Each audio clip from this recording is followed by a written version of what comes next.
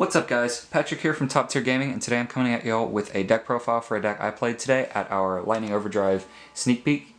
I got first place, winning myself this nifty full-size playmat, the first one we've had in quite a while, and a box. I already opened the box at the shop. I was a little too antsy to get into it. I needed to see if I pulled a diviner or not. Unfortunately I did not, but you know, we'll get them, do some profiles with them for the future in the channel. But yeah, I was undefeated. I guess technically I had a draw with Mason from, you've seen him before on the channel a couple times. Yeah, our game 1 lasted like 30 minutes, and then game 2 came down to the wire in time. Either of us could have won that game. It was really back and forth. Anyways, yeah, let's go ahead and get into this deck profile. Alright guys, today I played Eldritch Orcust, which to me personally, it's the best way to play Orcust right now. It just shores up the weaknesses, the Eldritch engine shores up the weaknesses of Orcust. It does double down on the weakness to cards like Galatea and Abyss Dweller, but you're so strong if they don't have those two that it doesn't matter, and you can still win games pretty handily by just having really good trap cards and just super solid turn 1 plays, which is the goal, is to just set a couple back row, have Galatea with a Crescendo, and some Eldritch traps.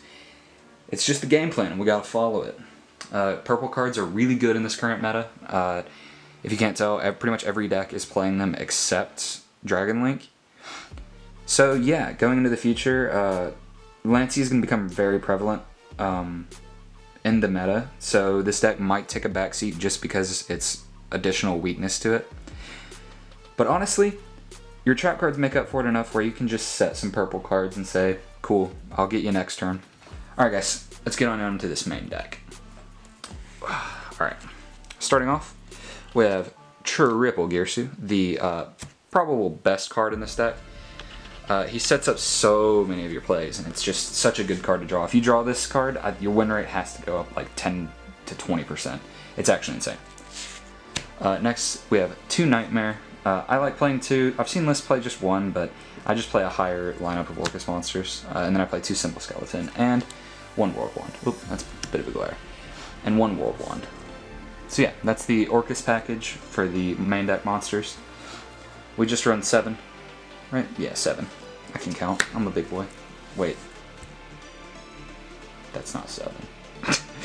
We run 8, yes. Main deck Orcust monsters. Then we have 2 Golden Lord. He's just, you know, Golden Lord. He's big. Just can't be destroyed. It's pretty nice. Then for the spells, we have Triple Forbidden Droplet. This card in Eldritch Orcust is absolutely bonkers. Sending Nightmare and like an Orcust trap and then like Eldritch himself is just absolutely insane, the amount of value you get. It just feels so good to activate this card in this deck. Especially when you can send cards like Cursed Eldland from Field to Grave to get a negate, and then also get your Foolish Burial off of Cursed Eldland. So yeah. Super solid card, gives a lot of consistency. For other consistency cards, play Triple Pot of Prosperity. I don't remember if I was playing this in the other version that I showed on the channel, but this card's insane. It really is good. Being able to just look at your top 3 cards after you've done your whole board and just say, you know what, I want this trap, or I want this side deck card. It's just super good. Next we play 2 Foolish Burial Goods. It gives you access to all of your Eldritch traps and your Crescendos. Currently the list is at 43, and I would consider cutting these to go down to 41 because it was kind of mediocre all day. Last card for the spells is 1 Orchestrated Return. You don't really get to draw that often in this deck, and I just want to be setting Crescendo every turn. That's why I don't play Babel, and only 1 return. Yeah, I just want to stick to setting the best card in the deck. Triple Crescendo. Whenever you control a Orcust Link monster, you can activate this card, and when they activate a spell, trap, or monster effect, excuse me.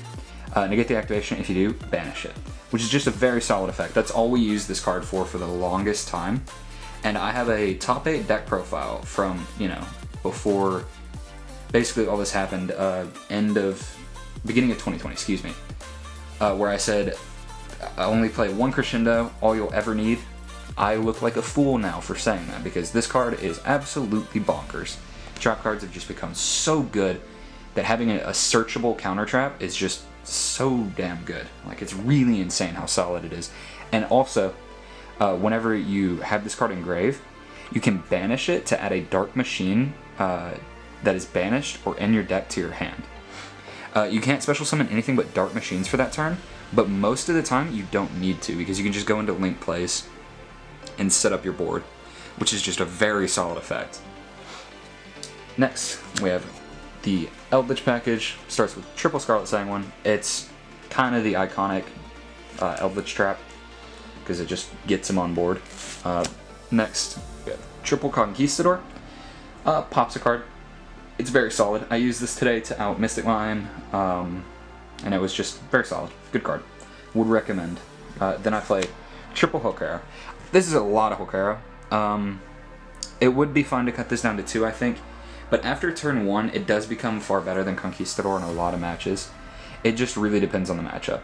That's why I just decided to blind throw in 3, because I figured there would be a lot of Tri-Brigade at Sneak Peek, because Bearbrum is only a super, and it's not that hard to gain access to, as opposed to things like Drytron that need through 5 secrets to play. So yeah, that's why I decided to play 3. I figured it would just be a safe bet going into it. Next on to the generic traps, we play triple Torrential Tribute. This card was MVP today. It's absolutely broken. Whenever you can set up Galatea with Dengirsu and you have Eldritch that can't be destroyed by card effects with his effect, it's just so free. Like, every time I activated this card, I was just smiling on the inside. Like, yep, you just got Torrential for 3 or for 4 or for 5. It was genuinely a broken card. Like, I can't put it into words how good it is. I'm not that eloquent. It's just so insane. And then on to the counter traps we play outside of Crescendo. Play Triple Strike. You open up Torrential Strike going second, and you're just like, damn, bro. Really hope you don't have to summon a card, because you're getting Torrential Strike. It's very good. And it's, you know, pay 15, negate a monster effect, which is good, or a special. And then triple Solemn Judgment. It's Solemn Judgment. Pay half, say no. We just gotta say no. Stick to the game plan. Say no to your opponent. And that is it for the main deck. It performed super well today. I have absolutely no complaints. I genuinely don't. I can't think of a game where I drew poorly enough for it to matter. There were a couple games where I drew like double Hokaro and like Torrential, but I still did fine because I had Gearsu in hand, and he just like makes Barricade board, who then discards any of your extra cards to get effects, which we'll get further into the extra deck. I can show you some cards that I recommend to play in there, and yeah. So yeah, let's get into that extra deck now. Starting off the extra deck, we'll go ahead and show some tokens. Nibiru, for anything that's not my or legacy tokens. I'm the type of guy that if I'm playing a deck that has tokens for it, gotta play the tokens, gotta get them. I was gonna just buy the OCG ones if these didn't come out, because I had to have them. They look too good. Starting off, we have triple Galatea. You could possibly play 2, but because I'm playing Prosperity, I like 3. She's just so good. So good. Whenever she's co-linked, she can't be destroyed by battle, which came up a couple times today. Versus Dragon Link in the final round. He makes his whole board like on the crackback because I cleared his board. He had like a sub-optimal hand. And then I ended with Galatea pointing to a token in the middle of his field. He summons all his cards and he goes into battle phase. And he just swings into Galatea and I'm like, alright, I'm down to 1400 life points. And then I just summon Dengirsu, battle phase, swing, Zeus, send. It was so good. After baiting the negates, of course. Then we have the 1 Link 3, 1 Longirsu. He's okay. I summoned him quite a bit today. He actually did put in a lot of work. I used Galatea's arrow more than his to shuffle back cards because Mason was smart and put it in the far right corner where Longirsu can't reach. So I had to go into Galatea with him to get him engraved and then Symbol Skeleton him back out and then activate his effect using her arrow, which was very nice. Then we play double Dengirsu. You have to play 2. 3 is, I guess, optional. I've never played 3 Dingirsu. I've never thought it was that necessary. I'm sure there's situations in which I've thought, dang, I wish I was playing another Dingirsu, but not enough to go out and, you know, buy a third ulti, because if I'm going to play it, better be ulti. Then we have the one Zeus. You know, he's Zeus. He says send. He's very broken. Then access code. This was the MVP of the extra deck today. I made access code today in my round 4, game 1, and he just scooped because it was game. Access code talker is actually just such an absurd card. He really is fantastic. All right, next up we have the Nightmare package of Unicorn and Phoenix. I banished Unicorn quite a bit off of Prosperities, but they're just good spot removal cards, and as I always say, if you can play it, play Phoenix. He's just so good. Then I don't play 1 Barricade Borg, I play 2. This is, besides Access Code Talker and Galatea, the best card in your extra deck. Him being able to discard a card just for free off of normal summon Dingirsu, or excuse me, normal summon Girsu. Like, you normal summon Girsu, activate effect to send, of course, make your tokens, and then turn both of them into Barricade Borg, and then use his effect to get rid of dead Eldritch Traps in your hand, is absolutely bonkers, because you can banish Nightmare and then make another and then make your Galatea and then do all your plays. It's so obnoxious, but he is absolutely insane. That's why I chose to play 2, so I always can banish one and then have another one in the extra deck. Vampire Sucker is also an option here, but I just chose to play the Borg because you can go into this with the things off of that and then still discard cards. It's just super nice to have a free discard outlet in the extra deck. Next, we have the 1 Link Spider. It gets rid of, what's it called? Eldritch Traps, that's what they're called. Yeah, it gets rid of Eldritch Traps to give you an effect monster to go into Galatea. That's the only reason you play it. Then the 1 Link Karibo to get rid of the Girsu token, so you can go into Galatea again. It's very good. It's solid. That is it for the extra deck. MVPs are Access Code and Barricade. They're just so obnoxious. And then, of course, the engine cards are very, very good too, like these. And I guess you can throw Zeus in there too.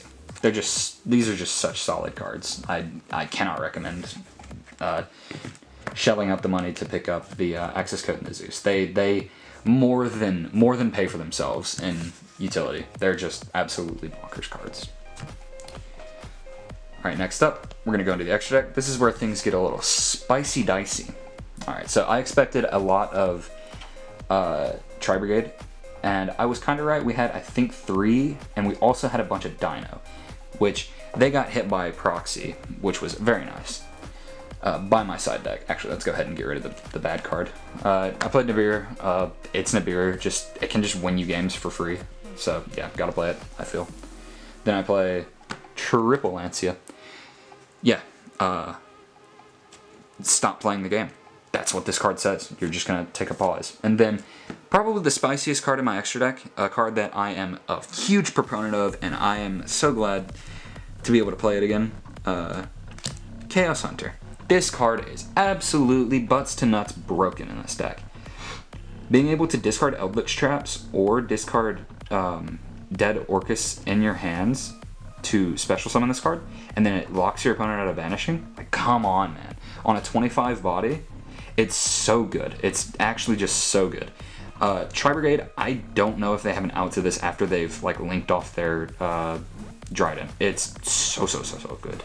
I love this card, and I'm very happy to see it back in a playable state. Then we have a card that I put in here, but I actually never made, or I never sided in, 3 Inspector Border. If you're going against a combo deck, you can just normal summon this card and win sometimes. It's pretty obnoxious. Like, if you go versus Tri Brigade, you can just normal summon this card, set your traps, and say, get beaten, you've been outskilled. Yeah, that's pretty much all he says. He's an obnoxious card that, you know, gives you free wins sometimes. And then the one, a Panky Boy. He's Pankratops. This card is the reason I could break the Game 2 board versus Dragon Link. Because I had this card and I was like, oh, cool. Your Seals is now a dead boy. He just dies. So yeah, Pancratops, good card. Then we play 1 Harpy's Feather Duster. It's Harpy's Feather Duster, and then 2 Cosmic Cyclone. Extract's a little weird. Inspector Border is an option to take out. I think Chaos Hunter is really good in this stack, it's really good, so I'm gonna keep it in. I would consider trying to find space for Lightning Storms because, you know, Lightning Storm is a very good card versus back row decks. But yeah, that is my side deck. Matchups today, round 1, I played against, what did I play against? I played against Infernoble, and then I said a bunch of stuff, and, oh yeah, he swung into Eldritch when it was in defense with, what's it called? What's his name? Borreload Savage, and then took 50 damage because he was 38 and he had the Hauka Fibrax equipped to it, so it was 3750. So yeah, good card. It just says, you can't kill me, na boo boo. Yeah, let me think. Next round I played against, what did I play against? I think it was Mason, and I drew. Yeah, it was Mason, and we drew. He was playing Invoked Shaddoll. It's a very solid deck. Yeah, game 1 went forever. I just outgrinded him, luckily. It was actually blind luck. It's a minor outplays from both of us. It was honestly a very enjoyable match. If it didn't, you know, end in time, but whatever. I guess it was okay. Round 3 I played against Dinosaur. Game 1 he bricked, or he didn't brick, he drew, oh I guess you can say he bricked. He drew 3 hand traps and no dinosaurs. And he got to the point where he could double Evo Pill to summon out Conductor, and I had a Judgment for it. So at that point, I just started tempoing with Eldritch and Orcust cards. The next round I play against Weather Painters. That deck is kind of hard to deal with if you don't know what you're doing. I've just was lucky enough played against him before, so I knew what most of his cards did. And then, yeah, game 3 he just did, or excuse me, game 2 he just didn't draw any of his engines, so he couldn't really play the game, and I could. Round 5 I played against Dragon Link. Won game 1. I had a bunch of back row, and then he couldn't play through all of it, and I had Scarlet Sanguine and Nightmare Engrave with like 2 other Orcust names, so it was game. Yeah, then that was it. Played 5 rounds. I went 4-0-1, getting a draw in against Mason. Yeah, the deck performed really well today. I had absolutely no complaints. I will probably keep this. This deck will always be like an option for me. Orcust is a deck where, I'm going to sound really cocky here, I don't think anybody plays the deck correctly. I think it's a deck that I'm supremely confident with. Whenever it was the meta, whenever Orcust was like the primary meta, I literally never lost a mirror match. Yeah, that is the profile, guys. First place, Lightning Overdrive Sneak Peek. Let's go ahead and give you all a better look at this mat. It does look fantastic. It's not focusing. Cool. Anyway, it is a very fantastic mat. I am very happy that they brought back full-size mats. I have every full-size mat from, what is it, Savage Strike? I think I have every mat from Savage Strike up. And then I have all of the mini mouse pads except for the Eternity Code one. That is the only one I'm missing. So, yeah.